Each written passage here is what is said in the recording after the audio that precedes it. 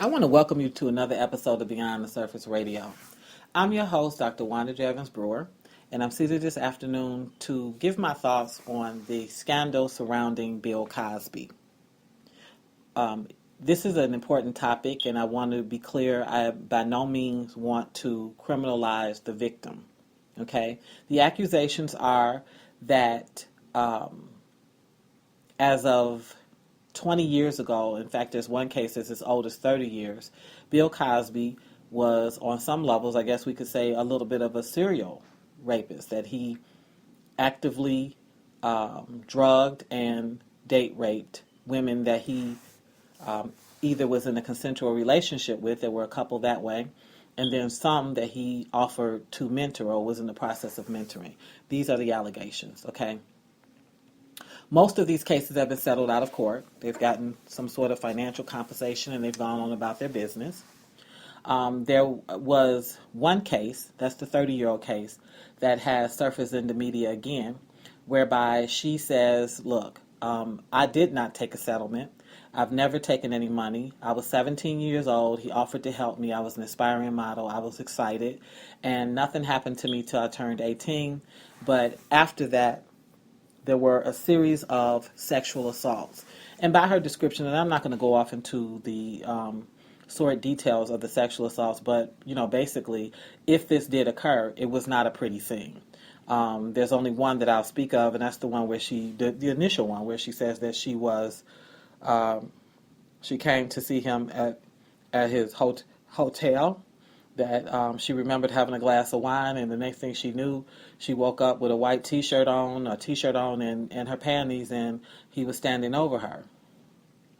And there were other incidents similar to that went on, where he was, as she described it, kind of like, very dominating, a bit of a manipulator. He sort of dangled the success, the access to networking over her, and she says that the reason she hung out with him, even after the various incidents, because they were not back-to-back incidents, was because she desperately wanted fame. She desperately wanted to be a star. She had great adoration for him and believed he could do it, Okay, so she hung out with him. And at some point, she disappoints him. They get into a confrontation, and he cuts her off. He's done with her. The publicist, everybody, the whole team lets her go. She felt like she was blackballed, and that was it. So she never actually acquired the fame that she originally sought hanging out with him. Okay, Bill Cosby has yet to speak about this, and some of it is people don't understand when these entertainers cut these deals, when they actually settle out of court. Usually part of the agreement is that there's there's no discussion.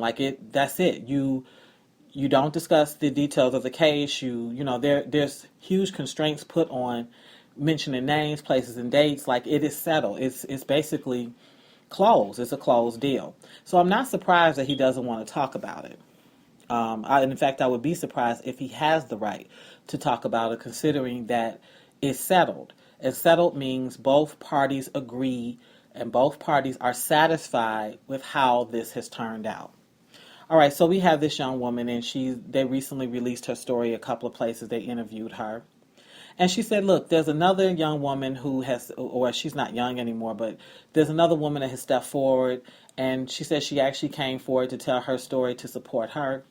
And this person has also settled out of court. She's gotten her a nice financial lump sum of money, and so that person doesn't exist. So the 30-year-old case, the woman from the 30-year-old case is around. Now, here's where the water gets murky for me.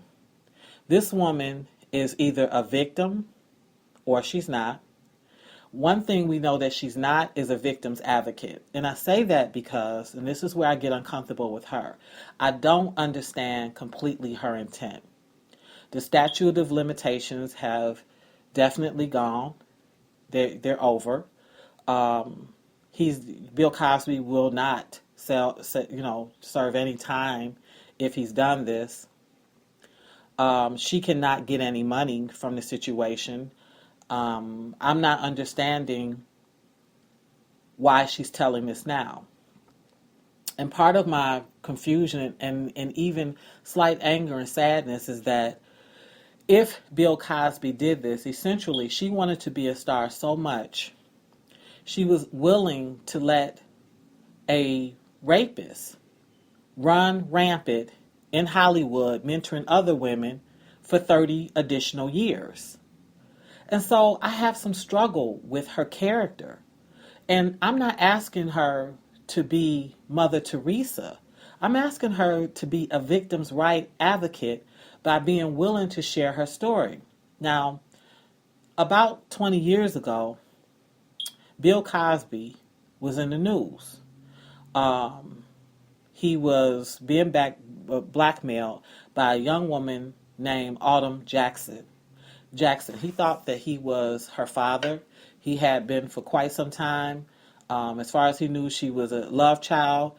And he had been given money to her mom in order to pay for her school, just pay for her in general. This was something that in terms of his marriage, his wife was aware of, that they were sending funds to this young woman. Well, at some point, they asked for $24 million, and they threatened to, this is her and her mother, they threatened to reveal the secret, the fact that she was his love child. And to make a long story short, what prompted it was the fact that the young woman fell out of school. She stopped going to school, and so Bill cut her off. And out of anger, they decided, okay, we're going to take you to court. We're going to blackmail you, or we're going to expose you. Well, to make a long story short, they ended up getting in a lot of trouble because I don't know it seemed like a friend would have told them that it's actually illegal to blackmail people, even if it's your presumed illegitimate father. But to make a long story short, they ended up being prosecuted because of attempting to blackmail Bill Cosby. And so that case was, it was settled. I mean, the young woman, as far as I know, served a 5-year jail sentence for an extortion plot. So, what does that have to do with these surfacing rape cases? Well, everything and nothing. Now, the everything is he was already under the microscope, and it was the same year that his son was murdered. Ennis was murdered. Exact same year, around the exact same time. And that probably had a lot to do with Bill just saying, look, I have so much on my plate, given that my son was just murdered. This is the last thing that I'm worried about. So when these entertainers are already under the microscope, the media is such a hungry beast these days that it really takes little of nothing to add fuel to the fire. So it would have been easy for this young woman to step forward and say, hey, even as a whisper, Bill Cosby raped me. And, all of these magazines would have taken off, especially the paparazzi. They absolutely would have run with the story. Well, that didn't happen. And so I have a question, because I understand when people don't want to go against these entertainers who have all this access to money and the best attorneys, but I don't understand it when they're already under the fire, when they're already on the hot seat. That's the time where you can get your little licking, and that's the time you can throw that sucker punch. You can come from the left, you can up, you can do that. And so I question, why now? He can serve no time. Statute of limitations is over. There's no money that can be exchanged in this situation. Why now? And I'm prayerful that this is not an attempt to kind of get payback for having been able to launch a successful career. I question it because it's hard to believe that a person would want to be a star enough to be sexually abused on a regular basis and then be so hurt about it to say, now I want to tell. We have to decide as women how much we want. Like everything is choosing. In life, we choose between our hides and our soul.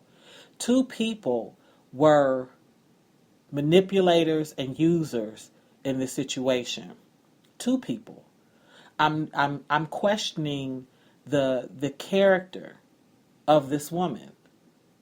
So then that gets to Bill. Now, I don't know life without Bill Cosby. I grew up watching Fat Albert in the Game. I loved all the Pudding Pop commercials. I was a Cosby fan. I watched him on I Spy. I followed him in, all the Sidney Poitier and Bill Cosby films. Like, he has been a part of my life, all of my life. So I have an affection for Bill. I know who Bill Cosby is via TV. I still remember when my parents played his comedy album in our front room. I have grand thoughts of Bill Cosby. Now, as an adult woman, that ain't nothing but a man to me. I will not sit here and tell you I am the penis police. I don't know who did nothing with nobody. The only one I know who had intercourse today was me. I can't tell you if the man slept with her, didn't sleep with her. I can tell you this, that Bill Cosby was an adulterer, that he was disloyal to his wife, and that he actively broke his marital covenant. Now, I understand that the road is painful and lonely, and lots of entertainers try to get a little semblance of home, and so they do that. Sometimes they're on set with someone, and just because they're lonely, for a time, for the 2 or 3 months they're working on a film, they fall in love with that star, and they cut it off. I understand that, but what I'm saying to you is the reason we can't just say Bill is clean in this is because he wasn't clean in this. And by that I mean he took his pants down. He took his pants down. Once you are known to have been an adulterer, once you are known to have been disloyal, that you can be a bit of a womanizer, then it opens you up to the question. It's not the confirmed facts. I can't confirm she's telling the truth, and I can't confirm he's lying. It's just always a question. The possibility sets there that he's capable of having done this. And that saddens me, because the reality is, had Bill Cosby been a more stellar gentleman in his marriage, then his name wouldn't be in this, even though it came about as a part of mentoring. Now, I'm not big on men mentoring women. I'm not. And if you are going to mentor a woman, then it needs to be with some real boundaries. And part of that is the ancillary team that you put together. It may be that you and your wife, your significant, mentor as a unit. People like to test this stuff, but the reality is no one can control sexual attraction. Real chemistry with people is real and it's unpredictable. And many of us give in to the flesh. Scripture tells us very clearly, the flesh is weak. And none of this am I sharing as an excuse. It's the human experience. We know this to be true. And it doesn't make you the scourge of the earth. It just makes you human. So that concerns me. Well, now let's get to how this whole thing floated about. The comedian Hannibal Burris cracked a joke on Bill Cosby. And the joke was centered around the fact that he hates his sort of snooty, nasty attitude where he goes around the country telling black boys to pull up their pants and black people to stop acting ignorant and to be more responsible. And he can't stand that. He said, how can you go around doing that? And you're a rapist. You go around raping people. Well, here's my spin on Hannibal Burris. First of all, you're funny, but you're not that funny. And the reason he's not that funny is I really don't think rape is ever the type of content that should be used as part of jokes. So for me, it never would have been funny. I wouldn't care if it was Bill Cosby, Will Johnson, Bobby Jack. It doesn't matter. We really want to be mindful of making rape the end of a joke. That's one. Two, Bill Cosby comes from a time, which many of our elders do. They come from a time, I'm 47, so my mother was born in 1942, I was born in 67. They come from a time where there was no such thing as therapy. There wasn't even welfare, child support. There wasn't all these social service agencies. You had to really pull yourself up. You had to let a lot of stuff roll off. And so my question to Hannibal Burris is, how do you think black children made it through Jim Crow? This is separate but not equal. where you have children that have to understand you can't drink from that water fountain, you can't go to that school, you can't be at this park, you can't be in this pool, you can't use this restroom. Where when FDR was president, at one point, because he was very slow on civil rights, there was a period when Franklin Delano Roosevelt was president, and the blacks migrated from the South because of the brutality of the Southerners, the white Southerners, where the cities was full of lynching. They not only lynched black men, they lynched black women. And I remember seeing a documentary on Roosevelt where there was a man holding up a sign that said 83 black women was lynched so far. So here's a climate where lynching is common. Race riots are common, where even high-powered stars like Harry Belafonte describes going to a restroom and trying to use the restroom and being told, if you let one drop of pee come out, I'm going to kill you. Having somebody put a gun to his head, a white man put his gun to his head, and him holding that pee. Where that was the flavor. Where Bill Russell, the famous basketball star, speaks to the fact that his father was in a gas line, and the line was so long he decided to come out the gas line and drive off, and the white man put a gun to him and said, you stay in line, nigga. Made him wait to get the gas, and some other man told his mother, take that dress off. That's the white women wear those dresses. This is a hell of a climate. So he speaks from someone that survived that. So yes, they're gruff and bossy and cold, and they don't like a lot of nonsense, because the reality is we didn't have a lot of space to act a fool. We didn't have a lot of space to have pants hanging low and to disrespect our elders, to drink and smoke and womanize, to leave our families and be irresponsible. So yes, is he often, does he come off bossy and irritated and disappointed? Absolutely. Absolutely. And he gets the right to express himself as an elder. And what he's telling us, whether he's done this or not, is right. Black boys do need to pull their pants up. And black people do need to be responsible. And we have suffered tremendously from drug culture. Just tore our families up, took our mothers, broke down the family unit, put our brothers and uncles and fathers in jail. Just ridiculous. Made it common to young people to think that's all that's out there for them. When did we aspire for strip poles? When did we aspire to make our asses clap? This is all part of that. And so I'm not mad at Bill Cosby for representing himself as an elder. He is an elder. And I haven't done a third of what he's done. I haven't survived a third of what he's gone through. So Hannibal Burris was off and wrong when he started this.